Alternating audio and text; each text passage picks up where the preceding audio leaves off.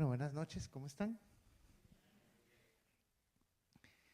Yo no soy muy fanático de ir a museos de arte y esas cosas, pero si hay algunas que me gustan son algunas de las obras de arte en las iglesias.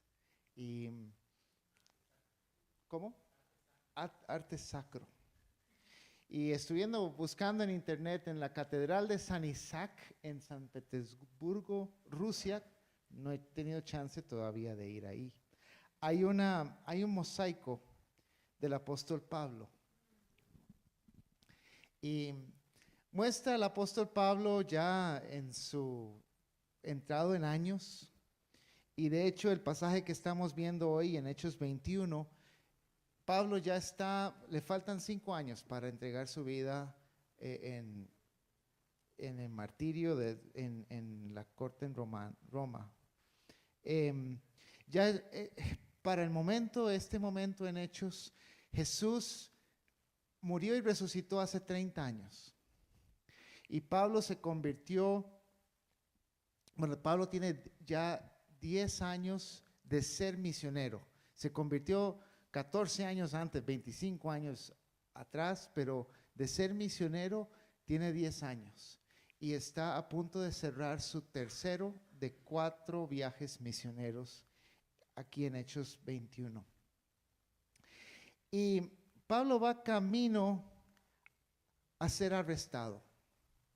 Y lo vemos viendo después de 3 años en Éfeso, vimos en Hechos 20, 19 y 20, ya él sabe que tiene que ir a Jerusalén para ir a Roma. Y él sabe que va a ser arrestado en Jerusalén. Y yo les invito a abrir sus Biblias ahorita en Hechos 21.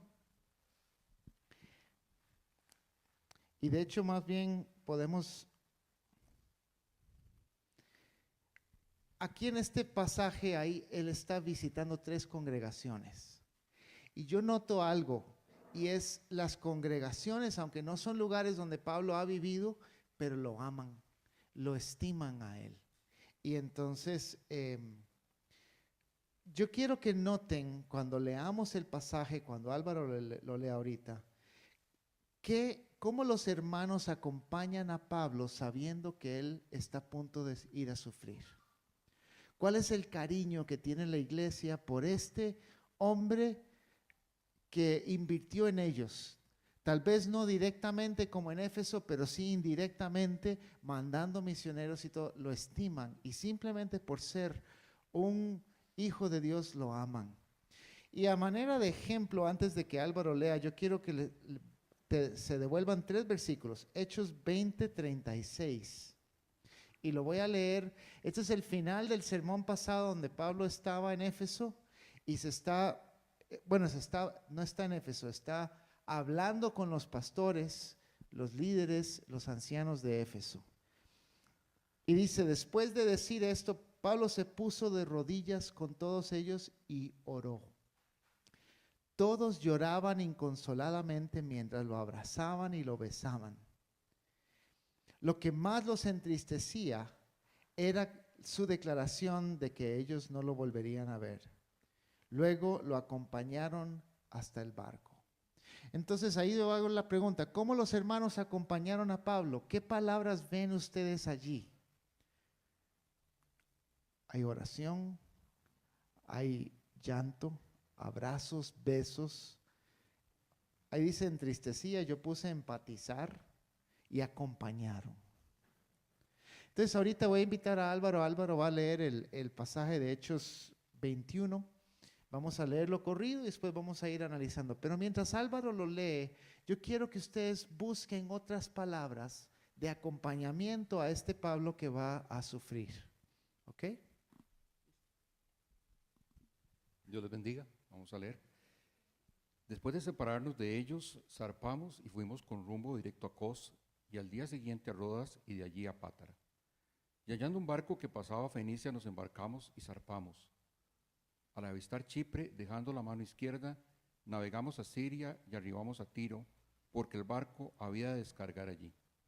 Y hallados los discípulos nos quedamos allí 7 días, y ellos decían a Pablo por el Espíritu que no subiesen a Jerusalén. Cumplidos aquellos días, salimos acompañándonos, todos con sus mujeres e hijos, hasta fuera de la ciudad, y puestos de rodillas en la playa oramos.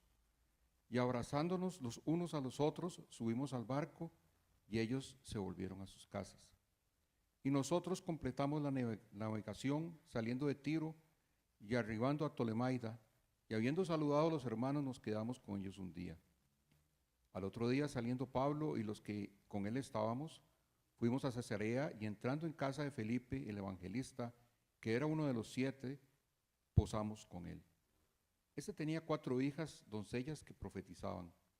Y permaneciendo nosotros allí algunos días, descendió de Judea un profeta llamado Agabo, a quien viniendo a vernos, tomó el cinto de Pablo y atándose los pies y las manos dijo: esto dice el Espíritu Santo, así atarán los judíos en Jerusalén al varón de quien es este cinto, y le entregarán en manos de los gentiles.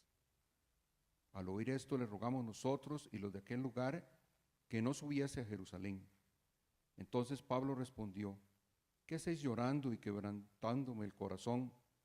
Porque yo estoy dispuesto no solo a ser atado, mas aún a morir en Jerusalén por el nombre del Señor Jesús. Y como no le pudimos persuadir, desistimos diciendo: hágase la voluntad del Señor. Después de esos días, hechos ya los preparativos, subimos a Jerusalén. Y vinieron con nosotros de Cesarea algunos de los discípulos, trayendo consigo a uno llamado Nasón, de Chipre, discípulo antiguo con quien nos hospedaríamos.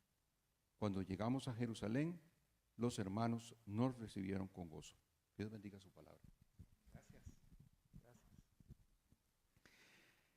Entonces estuvo en 3 lugares. Estuvo primero con los en Mileto, al puro principio. Después en el versículo 4 a un lugar llamado Tiro. Y después en el versículo, creo que es 14, en otro grupo. Y al final ya está llegando a su destino en los últimos versículos, a Jerusalén. Pregunto, ¿qué palabras de acompañamiento notaron?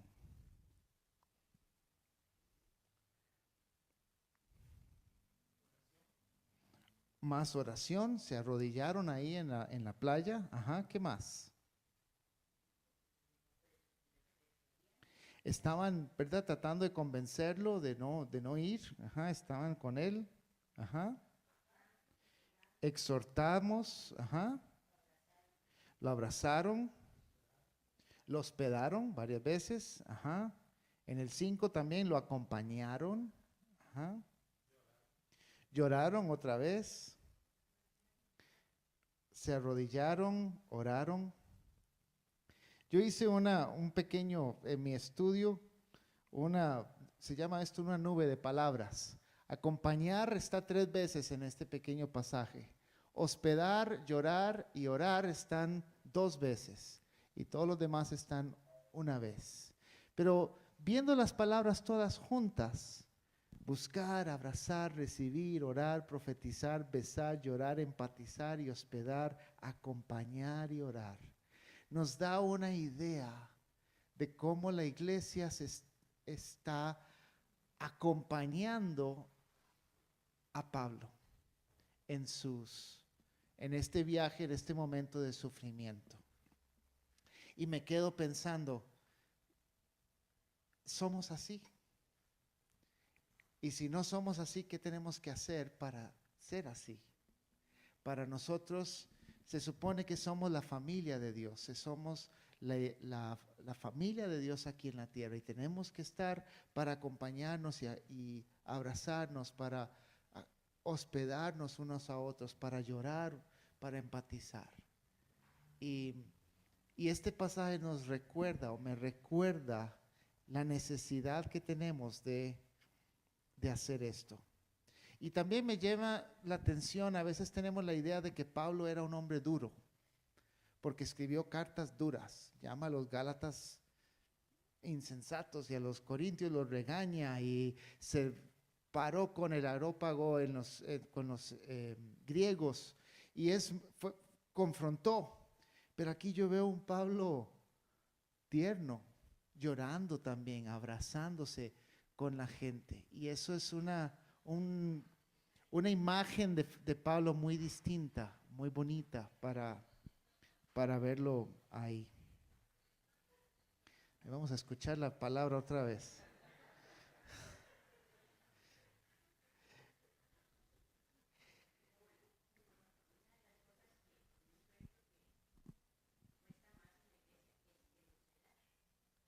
El hospedar.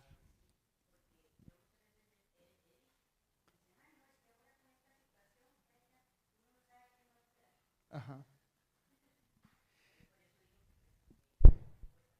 Y hospedar, en este caso, Pablo venía de camino, lo hospedaron un día en un lugar, 7 días en otro número de días en otro, pero también hospedar no es solo que duerman en su casa, sino también recibirlos y darles de comer y pónganse cómodos y amarlos a como las familias deberían de ser. Y muchas familias son disfuncionales. Yo tengo disfunción en mi familia. Todos los que tienen disfunción en su familia levanten la mano. ¿Ves? Para eso estamos. Entonces podemos apoyarnos y darnos familia unos con otros. Y hospedar es una palabra importante, acompañar en ese sentido. Entonces aquí tengo un pequeño mapa de donde Pablo está viajando. Arriba estaba en Mileto, donde se estaba reuniendo con los ancianos de Éfeso, y hace una parada en Rodes, después en Patara y termina en Fenicia. Y ya Fenicia es cerca, camino a Jerusalén, o por lo menos a Israel, donde ya va en recta final hacia su destino, ¿verdad? Me llama la atención un par de cosas. Aquí se nota que Lucas, el autor de Hechos, está ahí. Y él está, nosotros acompañamos a Pablo, y hasta los detalles en versículo 3, después de ver Chipre, ¿verdad? Avistar Chipre, hasta dice de qué lado del sur de la isla. Lucas está viajando ahí y se nota y tiene los detalles de ese momento. A nivel interesante, de Chipre fue el lugar donde Pablo y Bernabé fueron al primer viaje misionero. Y aquí 10 años después lo ven, el barco pasa enfrente y lo están viendo. Y estoy seguro que Pablo está recordando todo lo que ha hecho en estos 10 años desde que estuvo en esa isla, ¿verdad? Y las vueltas de la vida, cuando llegan a Fenicia, en Fenicia llegan a una iglesia donde no se dice que Pablo estaba antes, pero sí se dice que después del martirio de Esteban en Hechos 8, que cuando empezó la persecución, la iglesia se dispersó y llegó a Fenicia. Entonces, el martirio de Esteban ya fue hace más de 25 años, pero aquí hay una iglesia seguramente a raíz de esa persecución. ¿Y quién era alguien que participaba en esa persecución? Pablo mismo. Las vueltas que da la vida, ¿verdad? Aquí lo están hospedando en una iglesia que nació a raíz de una persecución donde 28 años antes él estaba entre el grupo que estaba persiguiendo a la iglesia. Y ¿verdad? Uno nunca sabe las vueltas que da la vida de uno, ¿verdad? Eso es interesante.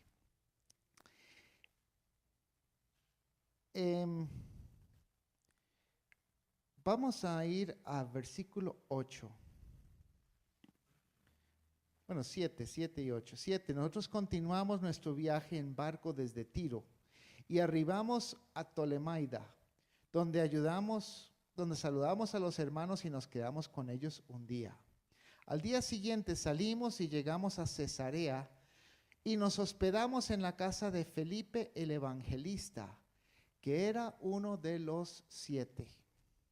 Felipe el evangelista, también esto nos está devolviendo a Hechos capítulo 6. Felipe era uno de los diáconos que los apóstoles escogieron para repartir las mesas y cuidar a las viudas y hacer las cosas naturales para que los discípulos se encargaran, los apóstoles se encargaran de la predicación y la oración. Y entonces Felipe era uno de estos hombres, y ahí dice, era uno de los 7. Y dice que era Felipe el evangelista. Hay una historia también muy conocida, la vimos cuando Felipe es llevado por el Espíritu Santo y el evangelista a un eunuco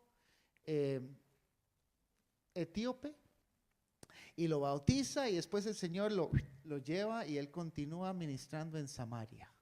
Entonces Felipe también, aquí lo vemos un montón de años después en otro lugar con 4 hijas solteras que todas dice que eran profetas. Y eso en sí es interesante. Hoy en día en muchas iglesias no le dan pelota a las mujeres que tienen dones, muchos dones. Dones de servicio sí, pero profetizar o enseñar eso no, ¿verdad? Y aquí la palabra nos está diciendo, estas hijas solteras tienen un don de profecía. Y Pablo está con ellos. Y yo me imagino, ¿verdad? Aquí Felipe no sabemos qué tanto había compartido con Pablo después de su conversión, pero aquí ya Pablo es un apóstol de primera clase. Lo vimos hace unas semanas cuando se tira encima de Eutico que se cayó del techo y Dios lo resucita. Es un apóstol de primera clase hablando con Felipe, un diácono, un evangelista también de primera clase. Veteranos los dos, ya avanzados en años, y están juntos aquí. Y sus hijas solteras profetizan. Y eso es interesante. También pensando acerca de la soltería. A veces en las iglesias somos muy malos en pensar que la soltería es un estado únicamente transitorio. Estás soltero porque no tienes otra opción. Y, ¿verdad? Soltera mientras no te casas, pero lo mejor es casarse. Y a veces nos ha faltado a los líderes de las iglesias honrar el estado de soltería a un estado honroso, un estado donde puedes profetizar, donde puedes ministrar, donde puedes enseñar. Hay iglesias donde no contratan pastores solteros porque, no, es que necesita estar casado, ¿verdad? O alguien, es mejor que el líder de escuela dominical sea casada porque soltera no, ¿verdad? Y aquí vemos a la palabra que está honrando a las personas que están solteras, y hay un espacio para ellas. Hay un espacio para las personas sin pareja. Pablo mismo en este momento, y en 1 Corintios 7, él habla en pro de la soltería y él dice, es un estado honroso y es un estado donde puedes servir al Señor y es hecho y derecho y puedes hacerlo. Y es importante que lo hagamos como iglesia también. También nos recuerda cuando vino el Espíritu Santo en Pentecostés, dice, derramaré mi espíritu sobre mis hijos y mis hijas. Y está citando a Joel, que también está diciendo, el profeta Joel está diciendo exactamente lo mismo. Los dones se reparten sobre todos y sobre todas, y lo hace explícitamente. Y creo que es importante, es un detalle, no es lo central en esta historia, pero es interesante. Y es necesario también honrar ese lugar. En esta iglesia tenemos un grupo de crecimiento que no lo publicitamos mucho, pero yo me reúno una vez al mes con personas que tienen atracción a personas del mismo sexo. Es un grupo de cristianos que quieren vivir en santidad, pero tienen esta atracción que no pueden quitarse. Y esto de la soltería es importante especialmente por este grupo, porque casarse no es una opción para vivir en santidad. Ellos y ellas, es un grupo mixto, necesitan ser solteros a como Pablo lo hizo. Y pueden ser santos también. Pueden vivir en santidad.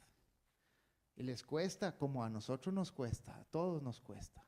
Pero es importante que honremos el estado de la soltería como un estado honroso y un estado bueno delante del Señor. ¿Verdad?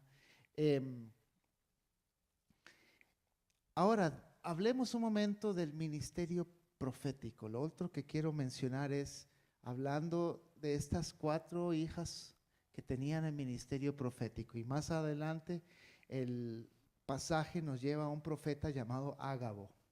También vamos a llegar a Ágabo. Versículo 10. Llevábamos allí varios días cuando bajó de Judea un profeta llamado Ágabo. Este vino a buscar y tomando el cinturón de Pablo, se ató con él de pies y de manos. Y dijo, así dice el Espíritu Santo, de esta manera atarán los judíos de Jerusalén al dueño de este cinturón y lo entregarán en manos de los gentiles. Este hombre, Ágabo, es la segunda vez que aparece en Hechos. Aparece en Hechos capítulo 11, cuando Pablo está a punto, hace 10 años, cuando Pablo está a punto de ir a su primer viaje misionero, y él dice en Hechos 11 que él subió de Judea a Antioquía, y en Antioquía él dijo, va a haber una hambruna, y va a haber una hambruna grande en toda la región.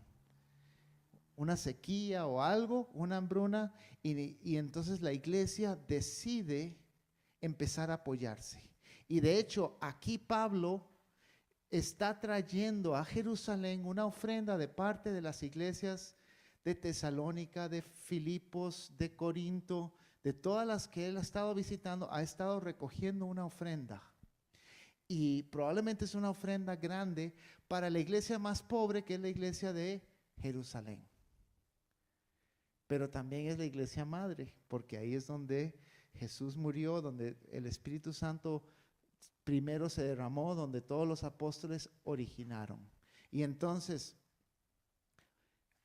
la iglesia toma acción en base a una profecía que sí se cumplió, que este hombre Ágabo dijo hace 10 años. Y Pablo aquí anda con guardaespaldas, con un grupo de personas. En Hechos 20, versículo 5, creo que menciona quiénes andan con él. Y una de las razones que andan con él seguramente es unos fortachones que pueden proteger este dinero, porque Pablo anda de viaje con un montón de dinero.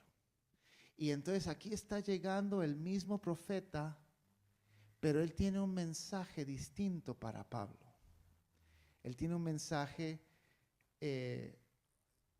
muy fuerte, un acto profético se llama. Y entonces le pide, a ver, dame tu faja o tu cinto. Y Pablo le da el cinto y se amarra las manos el profeta y se amarra los pies.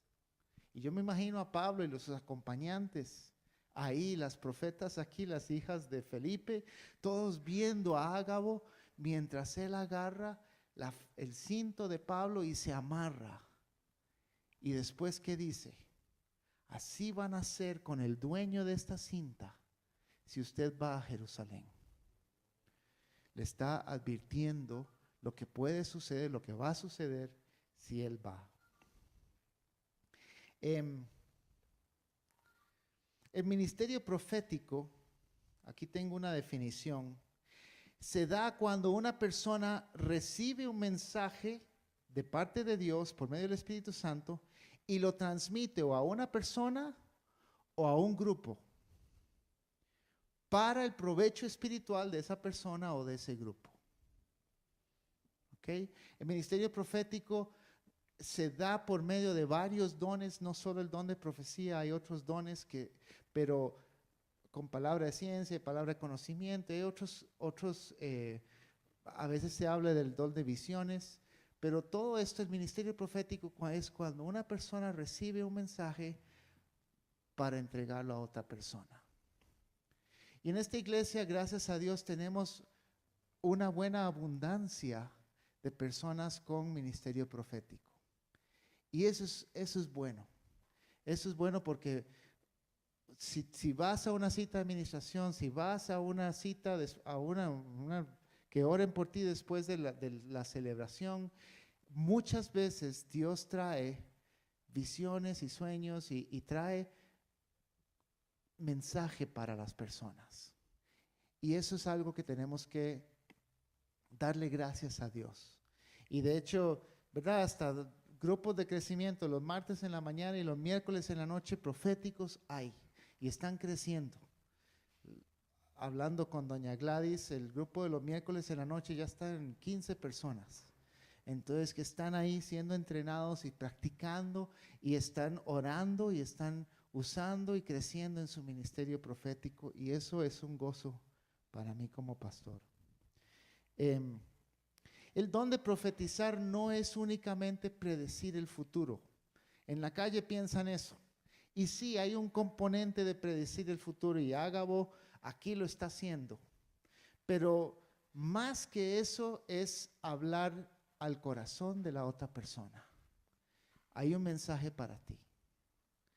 Y el profeta tiene a veces la persona que recibe un mensaje profético para otra persona está en una posición complicada.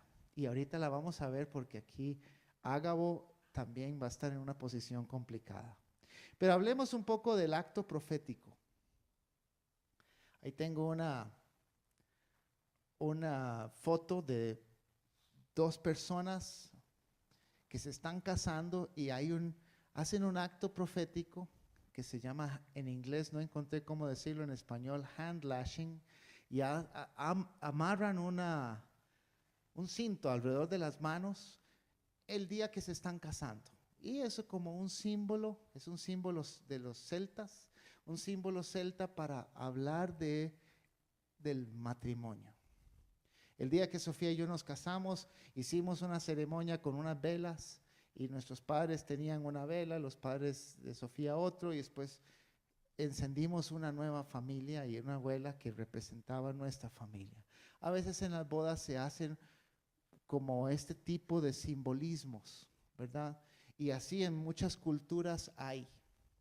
Aquí Ágabo está haciendo algo similar, quítese la faja y le está enseñando algo para quemar eso en la memoria de todos los que están presentes.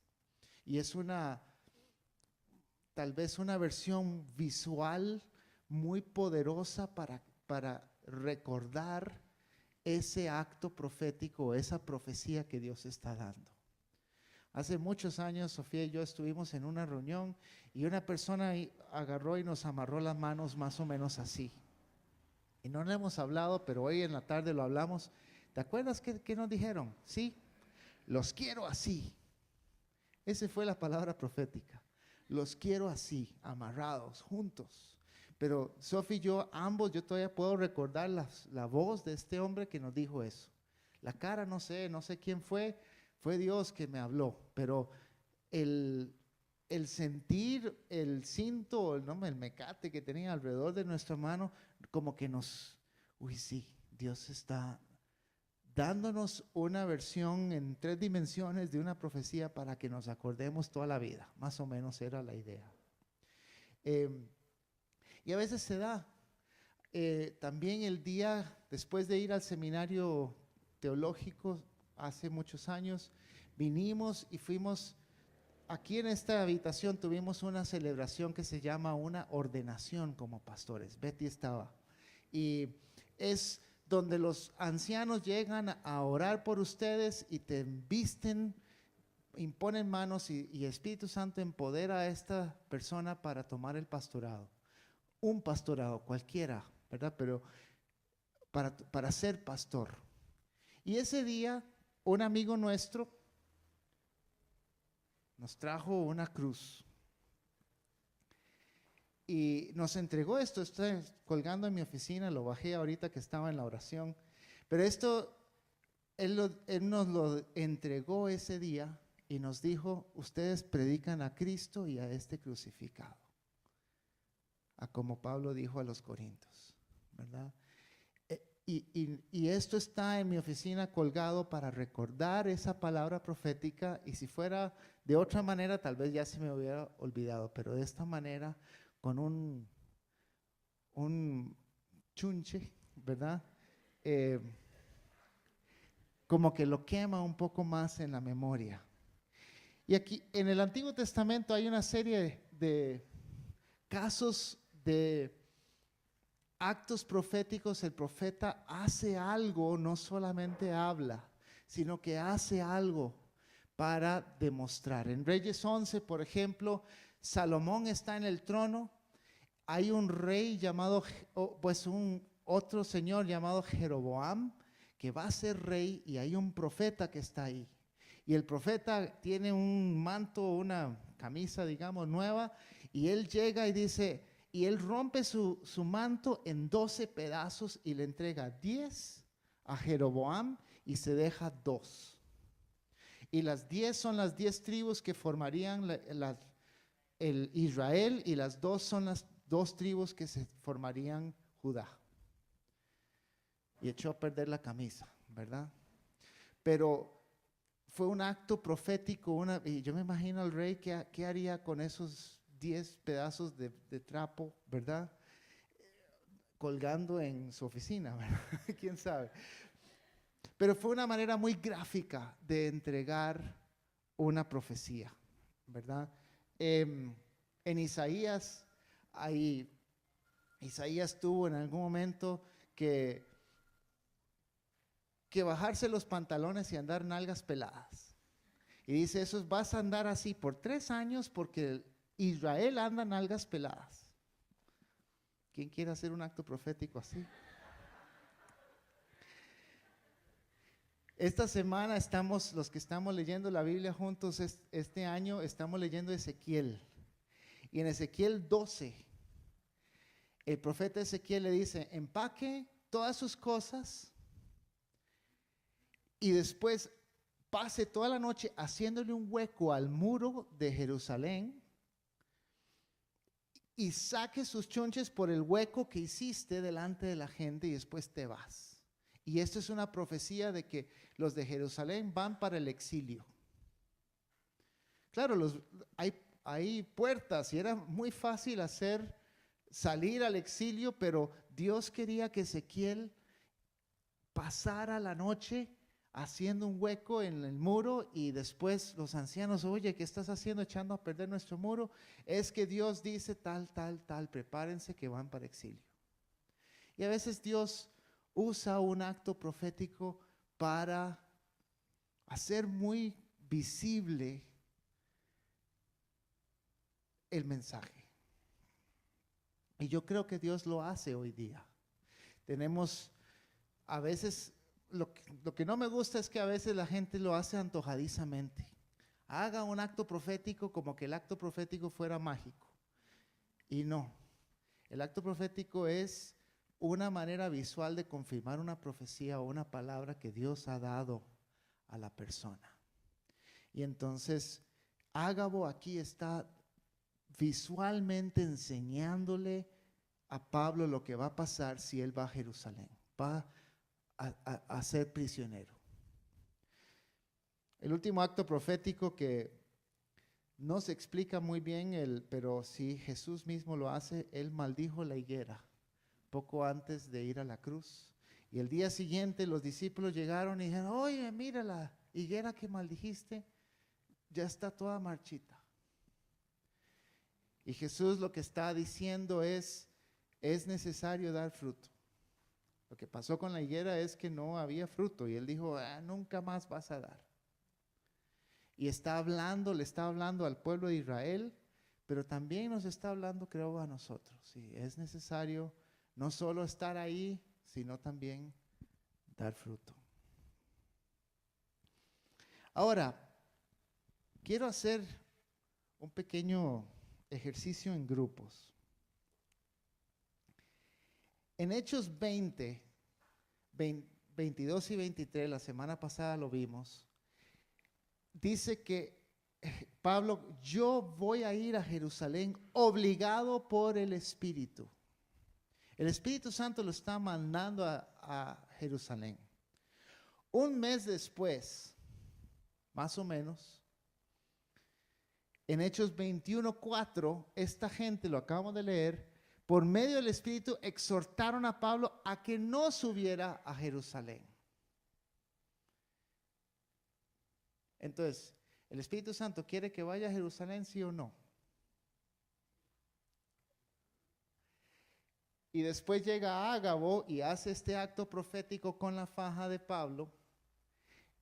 Y así dice el Espíritu Santo. Entonces, lo que quiero que hagan es que se reúnan en grupitos de 3 o 4, abran sus Biblias, vean estos pasajes y después contesten esta pregunta. Si Pablo había escuchado de parte de Dios ir a Jerusalén, ¿cómo se explica que varios profetas le dicen que no vaya? Ok, y quiero que lo conversen en grupo, lean estos pasajes, vamos a dar unos minutos para después ver a ver cuál es esta aparente inconsistencia que estamos viendo aquí. Ok, por favor, los de la casa, no me dejen a los nuevos solos, reúnanse en grupitos y vamos a conversar unos minutos. Gracias.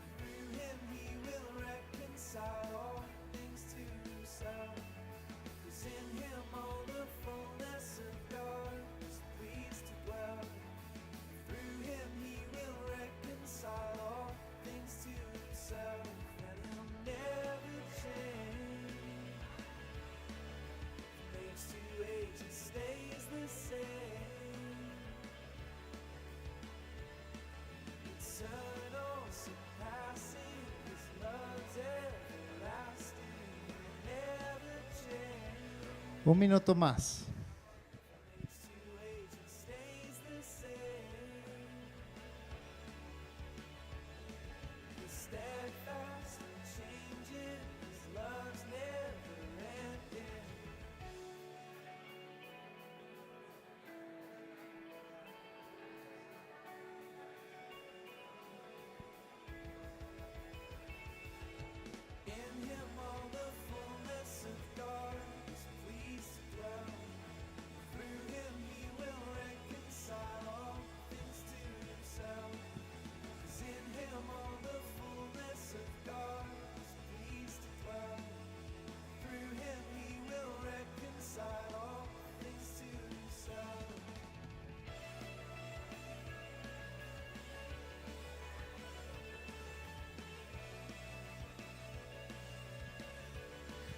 Muy bien.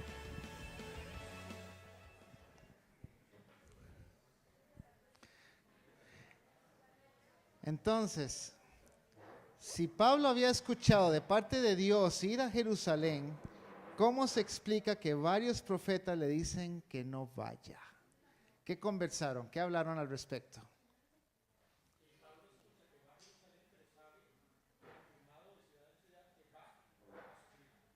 Ok, Pablo sabe que va a Jerusalén, pero va a sufrir. No es un viaje de placer, ¿ok? ¿Qué más, Álvaro?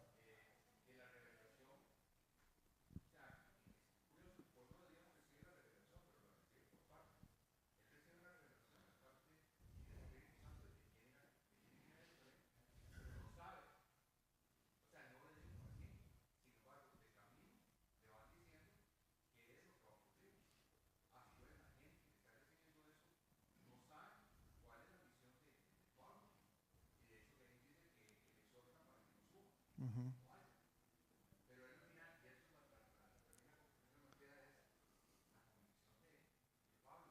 Ok. Y el vivir es Cristo y el morir es ganancia. Ahora, lo único que quiero corregir de lo que dijiste, estaba muy bien, es que Pablo sí tenía noción de que iba a ir a sufrir.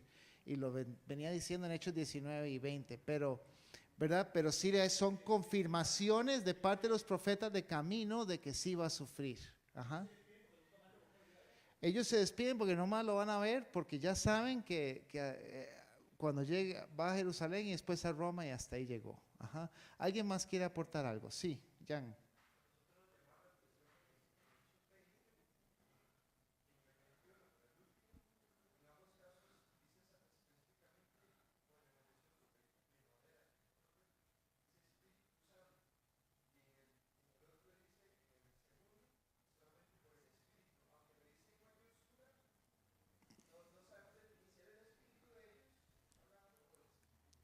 Ok. Esa es una, ¿verdad? Es cierto, en algunos, en el griego solamente dice por medio del neuma, del espíritu, pero no, en griego no se sabe si es mayúscula o minúscula. El traductor de la Biblia tiene que ponerle si es Espíritu Santo o si es el espíritu de Pablo. Entonces, algunos teólogos piensan que Pablo no estaba escuchando y él no debía ir. Esa es una posibilidad. La gran mayoría piensa que no, que sí tenía que ir y nada más los profetas asumen de que como va a ir a sufrir, mejor no vaya, porque tienen como la idea de que Dios nunca te manda a sufrir. Y todavía hoy en día vive esa idea, ¿verdad? Entonces sí, doña Neri.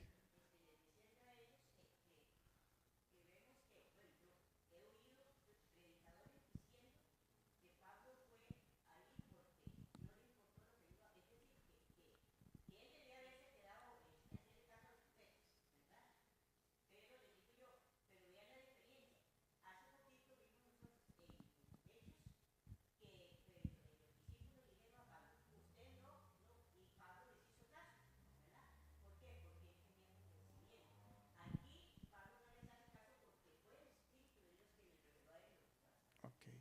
¿Verdad? Doña Neri está resaltando en Hechos 20, él quería ir al teatro en Éfeso a defenderse y los discípulos dijeron, no papá, no vaya, y él escuchó. Aquí es lo opuesto, le están diciendo no vaya y él, no, es que Dios ya me habló y yo sé que yo tengo que ir. Y entonces ahí vemos también, no siempre se tiene que escuchar a todos. Y Dios creo que lo que está haciendo es hablándole a los profetas, diciéndoles correctamente que va a sufrir, pero ellos en su interpretación, en su entrega, dicen entonces no tienes que ir. Y eso Pablo sabe que no es cierto. ¿Ah? Por supuesto, ellos tienen un amor grande por Pablo. Entonces ellos no, ¿verdad? Que te queremos vivo hasta los 106 años, ¿verdad? Pero Pablo ya tenía la convicción de que él iba a sufrir y a entregar su vida eventualmente. Jimena.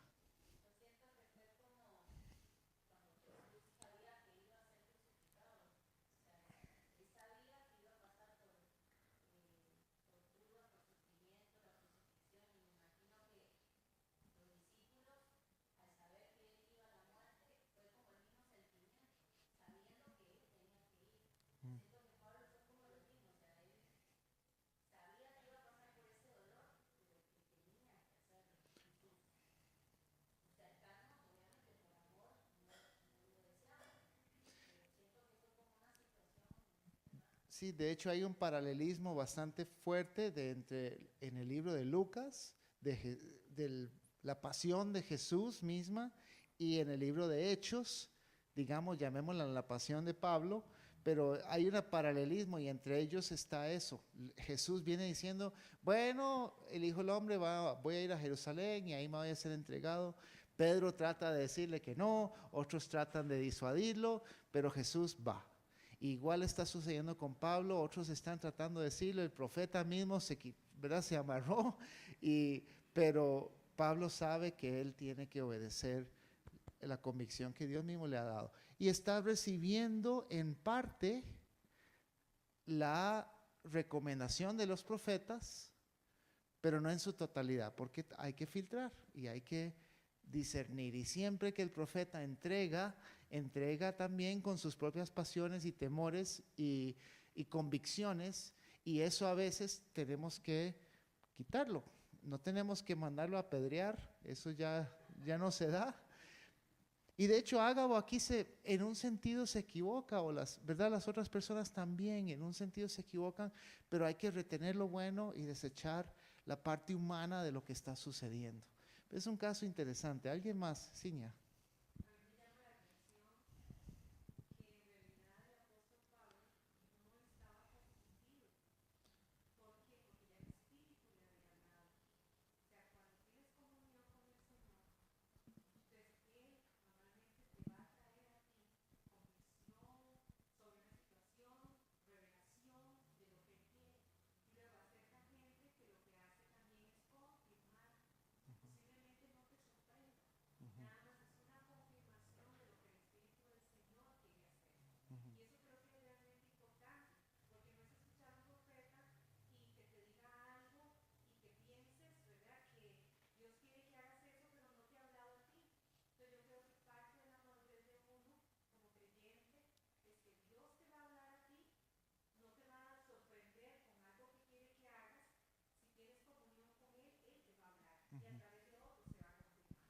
Estoy de acuerdo con Ciña. En realidad, Dios casi siempre usa la profecía nunca nos debe de sorprender una profecía como, ¿qué es esto? Qué raro, ¿verdad?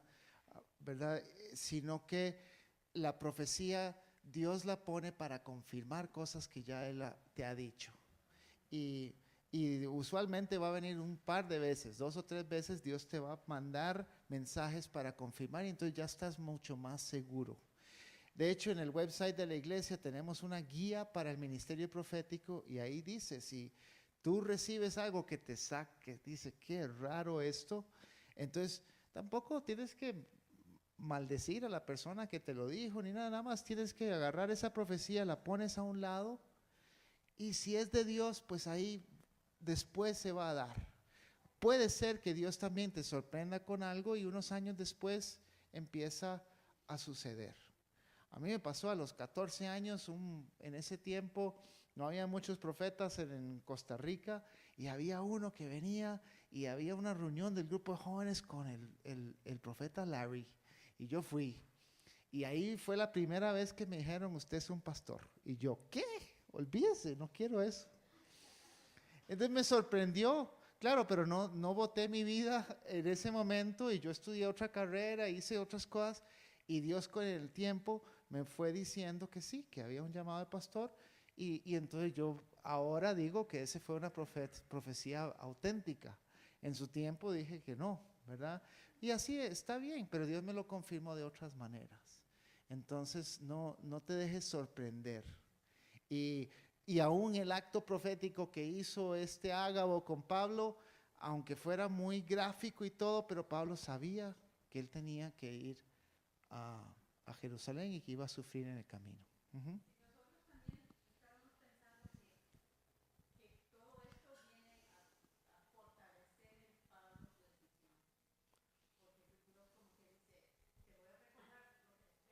Ujú.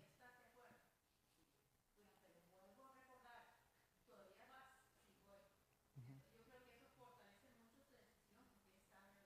Sí.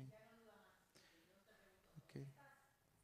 Fortalece la decisión que Dios ya había puesto en él. Y posiblemente si Pablo se hubiera querido, él decide hacer otra cosa y Dios igual logra el evangelismo del mundo. Pero en su primera voluntad él tenía eso para Pablo y Pablo estaba siendo recordado y confirmando el proceso. Pero es interesante también a nivel del profeta. Si uno se pone en las manos de Ágabo o de las 4 hijas de Felipe o de la gente en Tiro, es que estoy sintiendo algo y no me quieres escuchar, ¿verdad? Y hay un nivel de, es duro como uno como ministro, como pastor, le pasa a la gente en consejería, le pasa a uno como padre con los hijos, es que si empiezas a salir con esta chica no te conviene, y ahí siguen directo, ¿verdad? Y hay decisiones que se toman y uno tiene que limitarse a simplemente advertir, hablar la verdad en amor, pero después a soltar y que la persona viva con su decisión. Y eso nos pasa a los pastores, a los líderes de grupos de crecimiento, a los que estamos discipulando a alguien. Uno les puede decir, vea, esta decisión que estás tomando financiera, no siento que sea correcto, pero ahí tú. Esta decisión que estás tomando en tu vida relacional, ¿verdad? ¿Estás seguro que Dios te está llamando? Y uno sabe que no es, ¿verdad? Uno siente que no es, pero la persona tiene que correr. Y es una parte también desde el punto de vista del ministro, y todos nosotros debemos ser ministros en algún momento y tener una relación de invertir en otras personas desde un punto de vista espiritual, pues uno tiene que dejar que la gente viva su vida. Y ahí estamos para acompañar, para hospedar, orar, llorar, profetizar con ellos, todo lo que ahí está, a pesar de que no nos están escuchando. Y esto es lo que les estaba pasando a estos pobres hermanos. Pablo va ahí, lo amamos, nos va a hacer falta.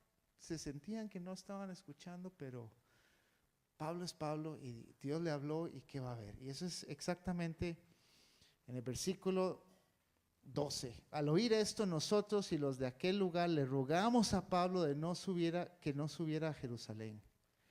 Y Pablo responde en el 13, ¿por qué lloran? Me parten el alma, respondió Pablo. Y por el nombre del Señor Jesús estoy dispuesto no solo a ir atado, sino también a morir en Jerusalén. Como no se dejaba convencer, desistimos exclamando, que se haga la voluntad del Señor. Se rindieron a la voluntad del Señor. Y eso es lo que tenemos que hacer. A fin de cuentas, con profecías, con advertencias, en obediencia o desobediencia, que se haga la voluntad del Señor. Y tenemos que buscar siempre colaborar para no luchar contra Dios, porque eso es demasiado cansado. Versículo 16, algunos de los discípulos de Cesarea nos acompañaron y nos llevaron a la casa de Mnasón, donde íbamos a alojarnos. Este era de Chipre, uno de los primeros discípulos. Y cuando llegamos a Jerusalén, los creyentes nos recibieron calurosamente.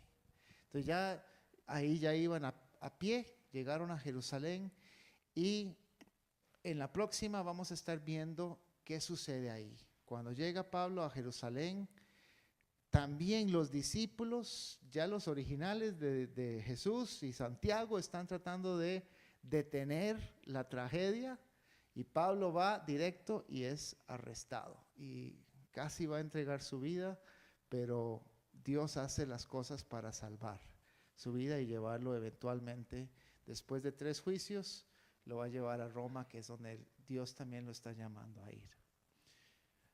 Interesante, ¿verdad? Este pasaje, el acompañamiento que podemos dar, y a la vez, si Dios nos habla, no podemos controlar, manipular a la gente. Eso no es correcto. Uno puede recomendar generosamente, hablarle, pero después de eso, adelante, ¿verdad? Y después atajarlos del otro lado, ¿verdad? A veces pasa que a uno le toca atajarnos y a veces no, y uno también ha recibido también consejo, ha tomado malas decisiones, y después hay pastores y hay gente que lo acompañan a uno en esos procesos. Y Dios a veces nos llama a pasar tiempos duros, y eso es también un aprendizaje aquí. Lo hablábamos hace unas semanas también. No es todo es vida en abundancia como lo hablamos a veces, sino que una vida abundante es una vida obediente, una vida donde se hace lo que Dios quiere y el reino de Él crece. Y si Él tiene que sacrificar la comodidad de un hermano, de una hermana o de una iglesia, Dios a veces lo hace por el bien del reino y por el bien eterno de la gente. Amén. Vamos a ponernos de pie y terminar en oración.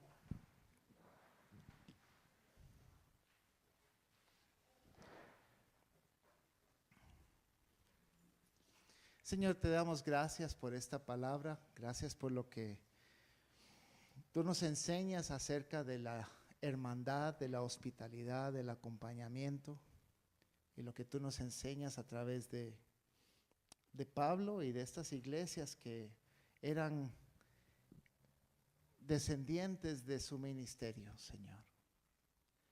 Y Padre, también queremos ponernos los zapatos de los profetas que estaban aquí, Señor, y como personas con dones proféticos, muchos aquí, Señor, queremos tomar una actitud correcta, Señor, y recibir y entregar de una manera sin filtro, y no entregar de acuerdo a nuestros temores, a nuestras convicciones, sino entregar lo que tú nos has dado. Y como personas también que reciben a veces revelación profética, Señor, queremos aprender a filtrar y como Pablo, Señor, obedecerte a ti y hacer lo que tú nos has dicho, usar la confirmación de los hermanos y a la vez filtrar la opinión de los hermanos que nos dan esa confirmación, Señor. Y queremos aprender a hacer eso bien. Y yo te doy gracias, Señor, y yo te pido que tú aumentes los dones proféticos entre nosotros, Señor, que seamos una iglesia que escucha tu voz aún más y que proclama y ministra tu palabra usando la voz de Dios. Y Padre, yo te pido que tú sigas usando el libro de Hechos para enseñarnos a nosotros, Señor. Te pido, Dios, tu bendición, tu guía. Gracias, Padre. Y Señor, yo te pido que tú obres en cada persona aquí y que aumentes nuestra sensibilidad a tu voz.